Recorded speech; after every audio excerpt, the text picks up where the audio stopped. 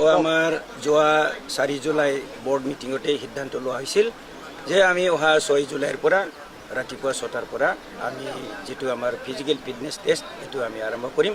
হেমতে আমাৰ board decision মতে আজি 6 জুলাই আমি ৰাতিপুৱা 6টাৰ পৰা আমি ফিজিক্যাল ফিটনেস টেষ্টটো আমি আৰম্ভ কৰিছো।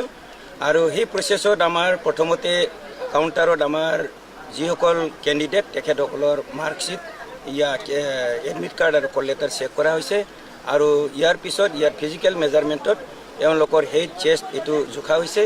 ইয়াৰ পিছতে আমাৰ স্ক্যানিং যেটো কাউন্টাৰ আছে ইয়াত আহি পেলাই আমাৰ ক্যান্ডিডেট সকলক তেওঁলোকৰ নাম আৰু ৰোল নম্বৰ আৰু টাইমিং ডিপাৰ্চাৰ টাইম এটো স্ক্যানিং কৰা হৈছে। ইয়াৰ পিছত যাবলৈ দিয়া হৈছে। তো আমাৰ এই প্ৰচেছটো এতিয়ালৈকে চলি আছে। আৰু আমি 9টা বজালৈকে যিসকল প্ৰাৰ্থী পৰীক্ষা দিয়াৰ ইচ্ছা ৰাতিপুৱা 6টাৰ পৰা 9টালৈকে আমাৰ ৰিপৰ্টিং টাইম দিয়া হৈছে। হেমতে আমি ৰাতিপুৱা 9টালৈকে একেসকলক আমি বাদ চাম। ইয়াৰ পিছত আমাৰ ৰিপৰ্টিং টাইমটো ক্লোজ হৈ যাব। ইয়াৰ পিছত আমি ক্যান্ডিডেটক আৰু এলাউ নকৰোঁ। ইয়াৰ মাজতে আমি যিসকলক ৰাতিপুৱা 6টা বজাতে আমি যাবলৈ দিব পাৰিছিলোঁ আমাৰ এজনী ফিমেল ক্যান্ডিডেট ইতিমধ্যে তেখেতে ৰিটাৰ্নিং পইণ্টৰ পৰা ৰিটাৰ্ণ হৈ পেলাই আমাৰ স্ক্যানিং কাউন্টাৰত একেতে তেওঁ ৰিটাৰ্ণৰ মানে স্ক্যানিংটো কৰাইছে। আৰু আমাৰ এই প্ৰসেছত আমি ডেইলি 3000 ক্যান্ডিডেট প্ৰাৰ্থী আমি টেষ্ট কৰাৰ কথা। তো গতিকে আমি আশা ৰাখিছোঁ যে আমি 3000 বা তাতকৈ অকণমান কম হ'ব পাৰে। আমি যিমান প্ৰাৰ্থী আহে আমি টেষ্ট কৰিম আৰু এখেতসকলক পৰৱৰ্তী পৰ্যায়ত কোৱালিফাই বা ডিসকোৱালিফাই হয় এইটো আমি জাজ কৰি পেলাই আমি ইয়াৰ পিছত আমি ৰিজাল্টটো দিম। এইখিনি কিমান পোষ্ট আছে আমাৰ 157 আছে। ফৰেষ্টাৰ 147 আৰু ফৰেষ্ট গাৰ্ড 110 157 টোটাল। বৰ্তমান কিমান প্ৰাৰ্থীয়ে অংশগ্ৰহণ কৰিছে? আমাৰ 52,672 পৰীক্ষা দিব। আফটাৰ স্ক্যানিং আমি এটো পাইছো। আৰু ডেইলি 3000 আমাৰ 17 days right from 6 July to 24 July আমাৰ পৰীক্ষা হ'ব। তো আমি ডেইলি 3000 কে এভাৰেজ কৰি লৈছো। ডেইলি 3000 আমি ৰিক্ৰুট কৰিম এক্সেপ্ট সানডেত আমাৰ হলিডে থাকিব, ক্লোজ থাকিব। এদিনা পৰীক্ষা এইটো 24 তাৰিখ আপ টু 24 জুলাই এইটো আমাৰ পৰীক্ষাটো জাৰি থাকিব।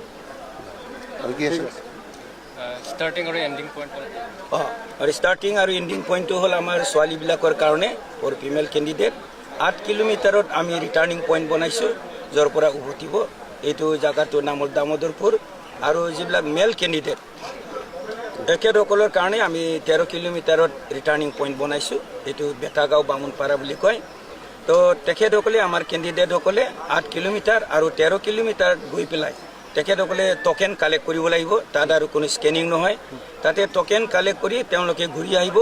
আৰু আমাৰ ইয়াত যেটো স্টাৰ্টিং পইণ্টটো আমাৰ এণ্ডিং পইণ্ট ইয়াতে তেখেতসকলে যেতিয়া টকেনটো দেখাব ডিসপ্লেস কৰিব আমাৰ স্কেনিং কাউন্টাৰ স্কেনিং কৰিব। ইয়াৰ পিছতে এটা কেণ্ডিডেটৰ যেটো টেষ্ট বা ৱাকিং টেষ্ট এটো সমাপ্ত হ'ব। যেহেতু আজি প্ৰথমটো দিনটোত আপুনি কি বাৰ্তা জনাব? যেহেতু 50,000তকৈ অধিক প্ৰাৰ্থী ইয়াত পাৰ্টিচিপেট কৰিব, তেওঁলোকৰ কাৰণে কি ক'ব আপুনি? আমাৰ যিখিনি আমি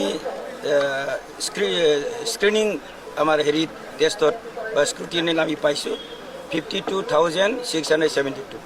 তো ইয়াৰ ভিতৰত ডেফিনেটলি তো বহুতেই হয়তো নাহিব পাৰে, কেইজনমান ইচ্ছাকৃত হয়তো পাৰ্টিচিপেট নকৰিব। আকৌ যিসকল আহিছে এখেতসকলৰ ভিতৰত কিছুমান হেইট বা চেষ্টৰ কাৰণে হয়তো ডিসকোৱালিফাই হ'ব পাৰে বা হৈছেও সেইখিনি। আৰু বাকী যিবিলাক কোৱালিফাই হ'ব যদি এখেতসকলে ৱাকিং টেষ্টত কোৱালিফাই হয় ডেফিনেটলি এওঁলোকে কোৱালিফাই হ'ব। আৰু পৰৱৰ্তী আমাৰ যিটো টেষ্ট ৰিটেন এক্সাম তাত ইহঁতে এপিয়াৰ হ'ব পাৰে। CSBৰ অধ্যক্ষ হিচাপে আপুনি নিকা আৰু স্বচ্ছ চাকৰি দিব বুলি কিমান? নিশ্চিতভাৱে আমিতো একেবাৰে নিকা আৰু স্বচ্ছভাৱে আমি এপইণ্টমেণ্টটো দিম বুলি বা চাকৰিটো দিম বুলি আমি এই সকলোবোৰ প্ৰচেষ্টা আমি চলাইছোঁ। সেইকাৰণে আমি যেহেতু ইউনিফৰ্ম ছাৰ্ভিচত আমাৰ সদায় ফিজিকেল ফিটনেছ টেষ্টটো ল'ব লাগে। তো আমি ইমানখিনি কেণ্ডিডেট থকা সত্ত্বেও যাতে আমাৰ বাছনিটো নিকা আৰু স্বচ্ছ হ'ব পাৰে, কোনো কৰ্ণাৰ পৰা যাতে কোনো ধৰণৰ অভিযোগটো নহয়, তাৰ কাৰণে লক্ষ্য ৰাখি আমি আজি ইমানখিনি কেণ্ডিডেটৰ কাৰণে আমি ফিজিকেল টেষ্টৰ পৰা আমাৰ এই পৰীক্ষাটো আমি আৰম্ভ কৰাৰ সিদ্ধান্তটো লৈছোঁ।